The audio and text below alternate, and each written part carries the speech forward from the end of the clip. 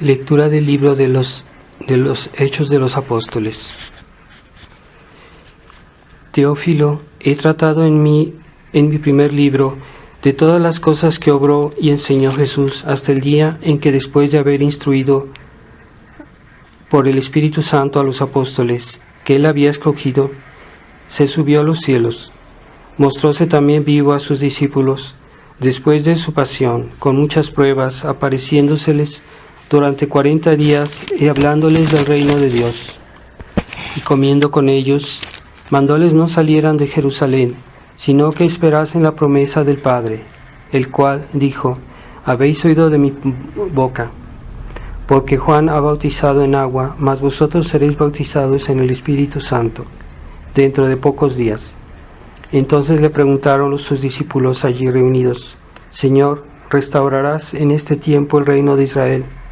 Y él les dijo: no toca a vosotros a saber los tiempos o los momentos que tiene el Padre reservados a su propio poder, mas recibiréis la virtud del Espíritu Santo, que vendrá sobre vosotros, y me seréis testigos en Jerusalén, y en toda la Judea y Samaria, y hasta los confines de la tierra. Y al decir esto, viéndole ellos, se fue elevando por los aires, hasta que le ocultó una nube a sus ojos. Y estando atentos, mirando cómo iba subiéndose al cielo, he aquí que aparecieron cerca de ellos dos personajes con vestiduras blancas, los cuales les dijeron: varones de Galilea, ¿por qué estáis mirando al cielo? Este Jesús que entre de vosotros se ha subido al cielo, así volverá como lo habéis visto irse al cielo. Continuación del Santo Evangelio según San Marcos. En aquel tiempo, estando sentados a la mesa los 11 discípulos, aparecióseles Jesús y les dio en rostro, con su incredulidad y dureza de corazón, por no haber creído a los que le habían visto resucitado. Y les dijo: id por todo el mundo y predicad el Evangelio a toda criatura. El que crea y se bautice se salvará, mas el que no crea se condenará. Y estas señales seguirán a los que creyeren. Lanzarán demonios en mi nombre, y hablarán nuevas lenguas, cogerán serpientes, y si beben algún veneno no les dañará. Pondrán las manos sobre los enfermos y los sanarán. Y el Señor Jesús, después de hablarles, subióse al cielo, y está sentado a la diestra de Dios. Mas ellos salieron y predicaron en todas partes, con la ayuda del Señor, que confirmaba su doctrina con los milagros que le acompañaban. En el nombre del Padre, del Hijo y del Espíritu Santo. Amén. Ave María Purísima, sin pecado concebida. Estimados hermanos, estamos hoy en el día de la Ascensión de nuestro Señor.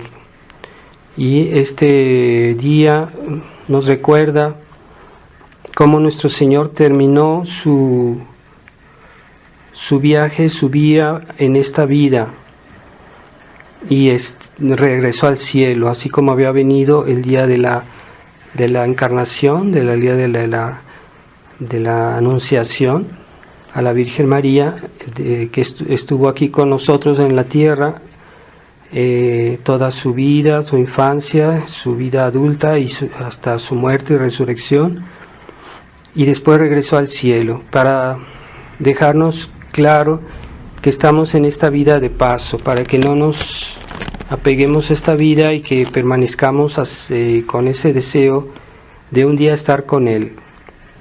Pero sin embargo, mientras estamos en esta vida, debemos hacer nuestro deber, como dijeron los ángeles a los apóstoles: que estás ahí mirando, así como Él se fue, así vendrá un día, como diciéndoles: regresad a vuestra vida, a hacer vuestros deberes, a evangelizar el mundo, a salvar las almas. Y esa es la misión que tiene la Iglesia en este mundo, la Iglesia militante.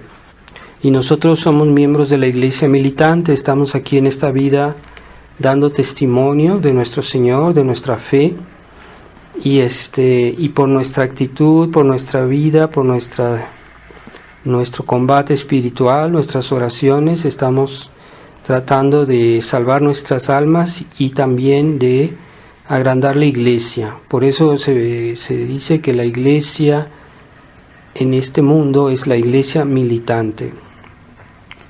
Y esta misión de la iglesia de salvar las almas, pues es la principal,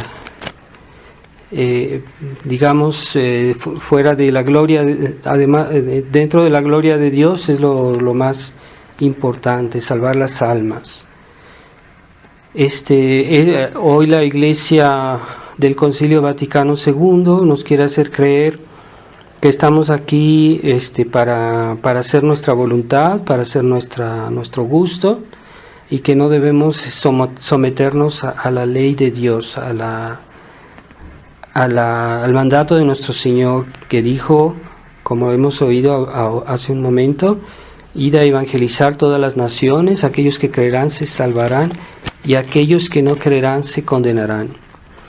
Es contrario al espíritu ecuménico de la Iglesia modernista, e incluso con más claridad el Papa Francisco ha dicho que el espíritu de convertir a las demás religiones es un veneno para el ecumenismo, como si el ecumenismo fuera más importante que el Evangelio.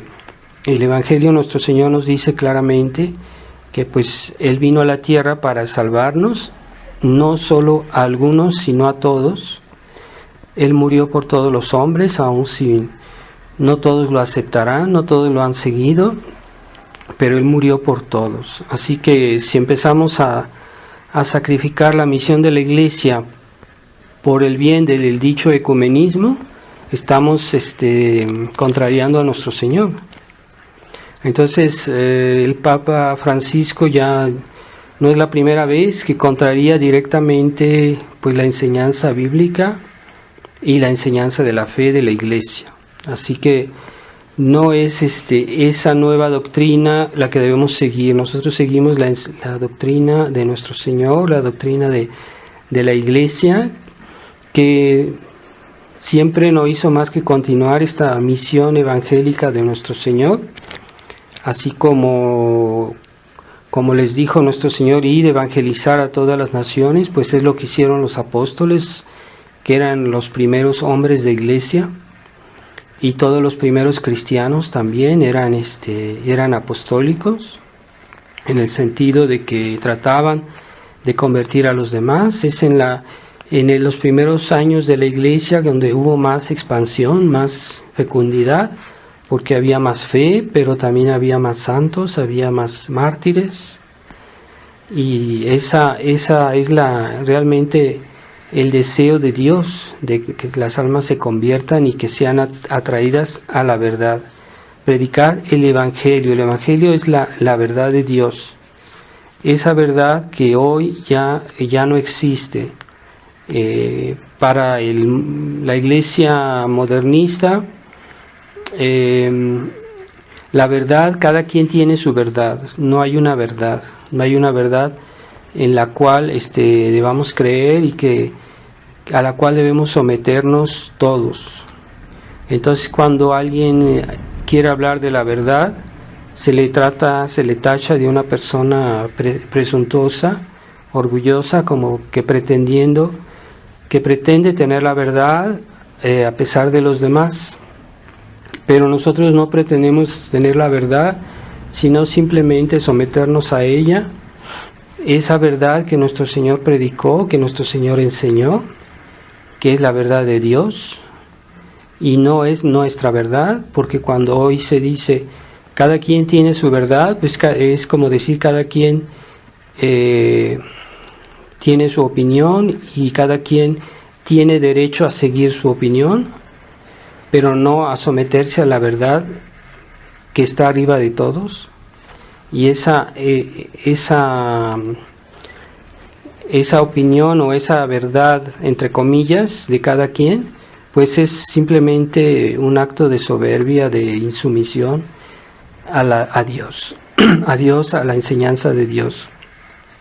Si Dios no hubiera venido, si Dios no hubiera venido a la tierra, no hubiera muerto por nosotros, no hubiera predicado, pues serían excusables, ¿verdad? Serían excusables porque no sabían en qué medida, a dónde está, podían tener dudas sobre quién tiene la verdad, sobre cuál es la verdad.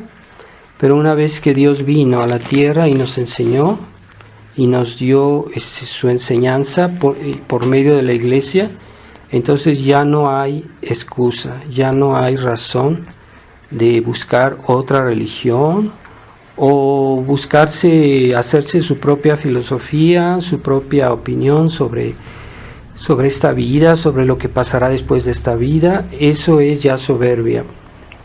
Nuestro Señor nos mostró que Él era Dios. Él no solo dijo que era Dios, Él nos probó que era Dios por sus milagros, por su santidad, por su muerte y resurrección, y finalmente también por su ascensión. Nos mostró que Él era Dios. Así que esto es un hecho histórico, no es una leyenda que han creado los creyentes, como dice el modernismo, ¿no? Que todo esto es una obra del espíritu religioso, y no es verdad. Es un hecho histórico, se puede comprobar históricamente que Jesucristo existió, y hay suficientes testimonios para decir que nuestro Señor vivió y murió por nosotros y resucitó. Todas esas personas prácticamente que estuvieron presentes en su ascensión murieron, pues yo pienso la gran mayoría mártires. Todos los apóstoles fueron mártires, todos los discípulos, y es como el sello del testimonio para decir realmente Jesucristo resucitó, porque nosotros lo vimos resucitar, nosotros creemos en Él, creemos en lo que Él dijo, y si doy mi vida por Él es porque realmente fue así. Estoy dando un testimonio. ¿Y cuál testimonio más grande que el de dar su vida? Ese es el testimonio que dieron los apóstoles y los discípulos. Entonces pensemos bien en eso, que es la prueba de la divinidad de Jesucristo, y en esa confianza podemos construir nuestra vida, construir la iglesia. Está fundamentada en Jesucristo, en su verdad, en su gracia, en sus enseñanzas, en su tradición, porque lo que Jesucristo enseñó se transmitió, y eso es lo que quiere decir tradición. Tradición quiere decir transmitir. Transmitir no es inventar, como el Concilio Vaticano II fue una invención. Tomaron algo de la tradición para disimular, pero realmente se le ha dado otro enfoque nuevo que cambia la sustancia, que cambia la doctrina. Es una iglesia semiprotestante, modernista, racionalista, subjetivista, la que ahora predica el Papa Francisco. Es una iglesia nueva, es otra iglesia que nunca existió. Por eso ellos siempre hacen referencia a la iglesia conciliar, pero la iglesia conciliar comenzó en el siglo XX, no existía antes. Entonces todo se hace con referencia a la iglesia conciliar porque es una nueva iglesia. Por eso, si fuera la iglesia de siempre, no sería referencia a la iglesia de siempre. Entonces, cuando se hace referencia a la iglesia conciliar, se la hace como si fuera un criterio para juzgar todo el pasado, cuando es al contrario que debería ser. Es todo el pasado, toda la tradición que debe juzgar lo que se hace posteriormente, y es el verdadero criterio. Así que tanta gente ha caído en este engaño por falta de discernimiento, por falta de comprender qué es la fe cristiana, y mucha gente ha aceptado ese concepto de una manera más o menos engañados, de que la fe es un acto de piedad, es un sentimiento. Sí, la piedad es algo bueno, pero viene de la fe. Porque yo creo, yo tengo piedad, porque yo creo, yo rezo, yo tengo todos los demás actos cristianos, pero están fundamentados en la fe.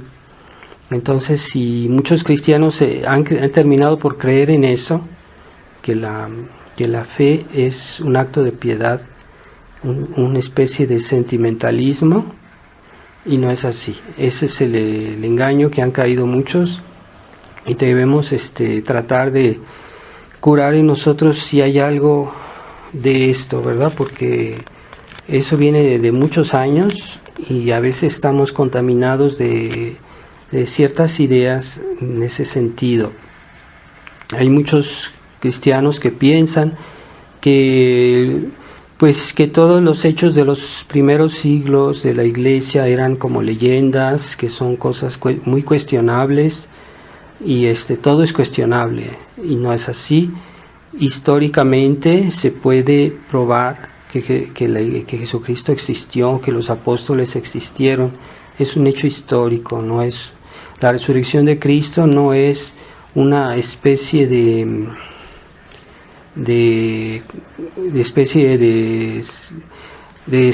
una cosa que escogemos nosotros porque nos atrae o porque es un sentimiento religioso. No.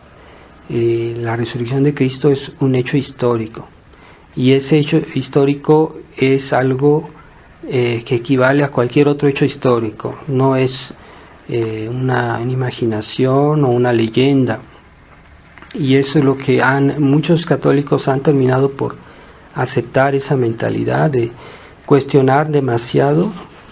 Hay cosas que son cuestionables, pero lo que es los evangelios, la vida de nuestro Señor, la tradición de la Iglesia misma, no son cuestionables. Así que tengamos mucho cuidado de tener esa fe en la tradición de la Iglesia que nos viene por los apóstoles de Jesucristo. Ave María Purísima, sin pecado concebida. En nombre del Padre, y del Hijo, y del Espíritu Santo. Amén.